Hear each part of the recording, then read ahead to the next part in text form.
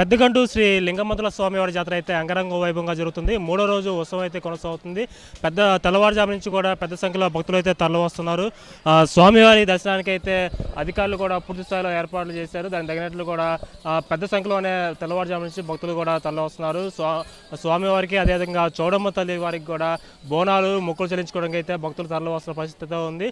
నిన్నటి మొత్తం కూడా స్వామివారికి అదేవిధంగా చౌడమ్మ తల్లికి అయితే జంతుబలి కార్యక్రమం అయితే జరిగింది. ఈ జంతుబలి కార్యక్రమం తోటి కొండ పరిసర ప్రాంతాలు మొత్తం కూడా ఎర్రటి నెత్తురు పారిందని కూడా చెప్పుకోవచ్చు. అదేవిధంగా ఈరోజు జాతరలో భాగంగా ఈరోజు చంద్రపట్నం కార్యక్రమం అయితే నిర్వహిస్తారు. చంద్రపట్నం కార్యక్రమంలో పాల్గొనేందుకు కూడా భక్తులు పెద్దస్తారు.